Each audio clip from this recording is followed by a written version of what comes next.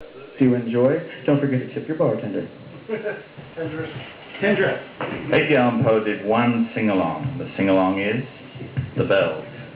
So if you would, whenever you hear the word bells, would you say it 7 times? Let's start now. 1, 2, 3. Bells.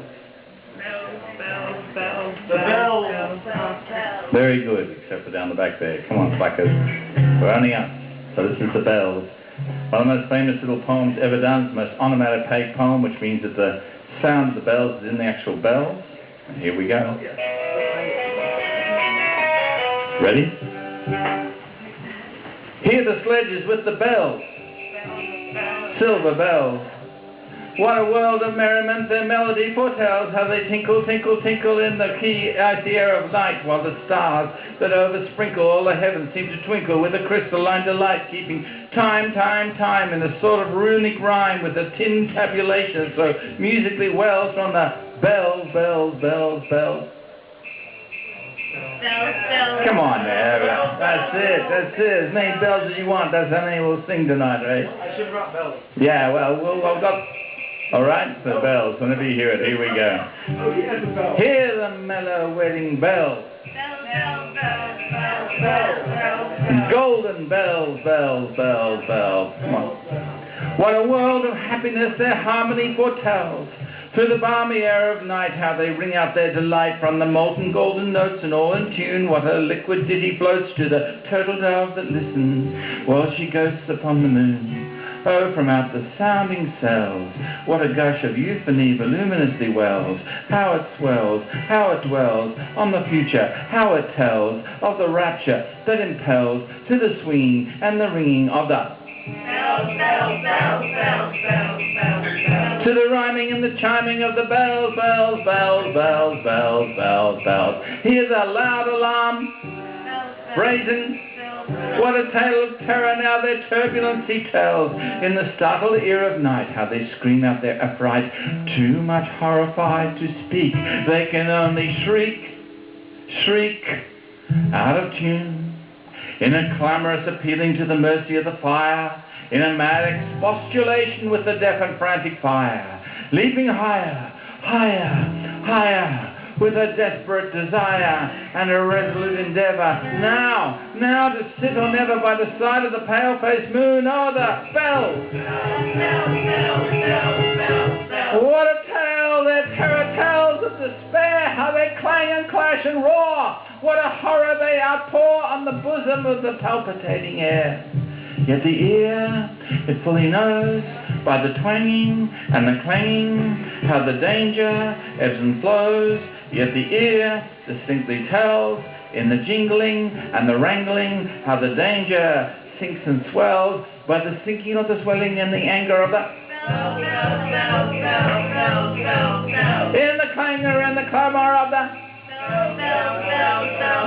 hear the tolling of the iron.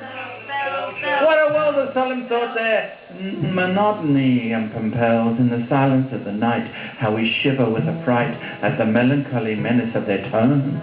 For every sound that floats from the rust within their throats is a groan. And the people, oh, the people, they that dwell up in the steeple all alone, and who tolling, tolling, tolling, in that muffled monotone, feel the glory in so rolling on the human heart of stone. They are neither man nor woman, they are neither brute nor human, they are ghouls. And their king it is who tolls, and he rolls, rolls, rolls a paean from the and his merry bosom swells with the paean of the bells. And he dances and he yells, keeping time, time, time, in the court of rhythmic rhyme, to the paean of the bells, bells, bells, bells, bells, keeping time, time, time, in the sort of rhythmic rhyme, to the throbbing of the to the sobbing of the keeping time, time, time, as he knells, knells, knells, in a happy runic rhyme, to the rolling of the to the moaning and the groaning of the You've been wonderful bells. Now you get the best he ever wrote, The Raven. Are you ready? Now remember, you get the big word. You get to say nevermore. Okay, so whenever I say nevermore, you put the creep into it, okay? Well, the Bart Simpson version is Eat My Short. Oh, okay. Eat My Short. Once upon a midnight dreary, while I pondered, weak and weary, over many a quaint and curious volume of forgotten lore, while I nodded, nearly napping, suddenly there came as of someone gently rapping at my chamber door. Now you can join in, because all of you know this one, all right? So get real creepy with it. Here we go. "'Tis some visitor," I muttered, tapping at my chamber door. "Only this and nothing more." Distinctly I remember it was in the bleak December, and each separate dying ember wrought its ghost upon the floor. Eagerly I wished the morrow, vainly I had sought to borrow from my books surcease of sorrow, sorrow for the lost Lenore, for the rare and radiant maiden whom the angels name Lenore, nameless here forevermore.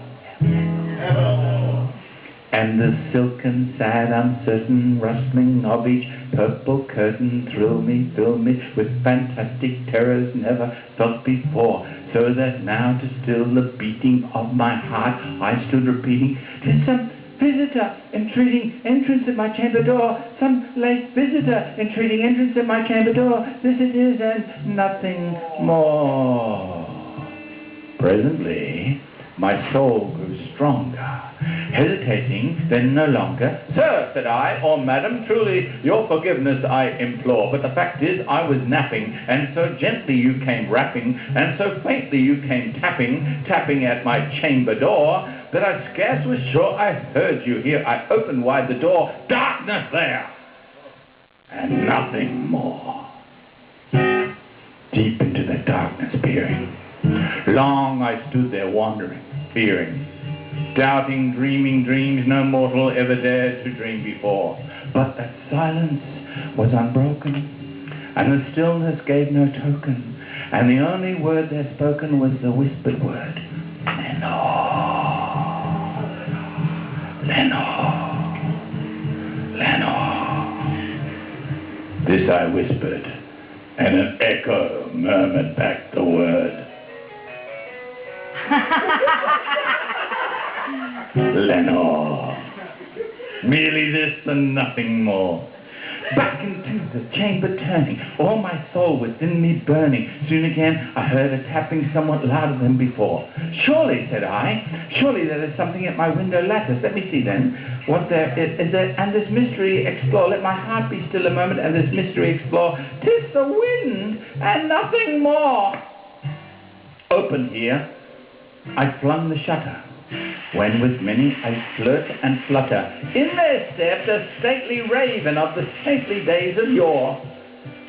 Not the least obeisance made he, not a minute stopped or stayed he, but with mien of lord or lady perched above my chamber door, perched upon a bust of Pallas just above my chamber door, perched and sat, and nothing more. Then this ebony bird, beguiling my sad fancy into smiling by the grave and stern decorum of the countenance it wore. "Though thy crest be shorn and shaven, thou," I said, "art surely no craven, ghastly, grim, and ancient raven, wandering from the nightly shore. Tell me what thy lordly name is on the night's Plutonian shore." Quoth the raven, "Nevermore." Much I marvelled this ungainly fowl to hear discourse so plainly, though its answer little meaning, little relevancy born, for we cannot help agreeing that no living human being ever yet was blessed with seeing bird above his chamber door, bird or beast upon the sculptured bust upon his chamber door, with such name as Nevermore. But the raven, sitting lonely on the placid bust, spoke only that one word, as if his soul in that one word he did outpour. Nothing farther than he uttered, not a feather than he fluttered, till I scarcely more than muttered, other friends have flown before. On the morrow he will leave me, as my hopes have flown before. Then the bird said, startled at the stillness broken by reply so aptly spoken. Doubtless, said I, what it utters is its only stock and store, caught from some unhappy master, whom unmerciful disaster followed fast and followed faster, till his songs one burden bore, till the dirges of his hope that melancholy burden bore of never, never, nevermore. But the raven, still beguiling my sad fancy into smiling, straight I wheeled a cushioned seat in front of bird and bust and door. Then upon the velvet sinking, I betook myself to linking fancy unto fancy, thinking what this ominous bird of yore, what this grim, ungainly, ghastly, gaunt and ominous bird of yore meant in croaking. This I sat engaged in guessing, but no syllable expressing to the fowl whose fiery eyes now burned into my bosom's core. This and more I sat divining, with my head at ease reclining on the cushioned velvet lining that the lamplight gloated o'er. But whose velvet violet lining with the lamplight gloating o'er, she shall press, you got it. Then methought the air grew denser, perfumed from an unseen censer, swung by seraphim whose footfalls tinkled on the tufted floor. Wretch! I cried, thy God hath lent thee, by these angels he hath sent thee, respite and repent from thy memories of Lenore. Quaff this kind nepent, and forget this lost Lenore. Quoth the raven, nevermore. Prophet, said I, thing of evil, prophet still if bird or devil, where the tempter sent or where the tempest tossed thee, bore here ashore. Desolate, yet all undaunted on this desert land, enchanted on this home by horror haunted. Tell me truly, I implore, is there balm in Gilead? Tell me, I implore. Quoth the raven, nevermore. Prophet, said I, thing of evil, prophet still, if bird or devil, by that heaven that bends above us, by that God we both adore, tell this soul with sorrow laden, if within the distant Aeden it shall clasp the sainted maiden, whom the angels name Lenore. Clasp a rare and radiant maiden, whom the angels name Lenore. Quoth the raven, nevermore. By that word, our sign of parting, bird or fiend, I shrieked up starting, get thee back into the tempest and the night's Plutonian shore. Leave no black plume as a token of that lie thy soul hath spoken. Leave my loneliness unbroken. Quit the bust above my shore. Take the beak from out my heart and take thy form from off my door. Quoth the raven, nevermore. And the raven, never flitting, still is sitting on the pallid bust of Pallas just above my chamber door. And his eyes have all the seeming of a demon's that is dreaming, and the lamplight o'er him streaming throws his shadow on the floor. And my soul from out that shadow that lies floating on the floor shall be lifted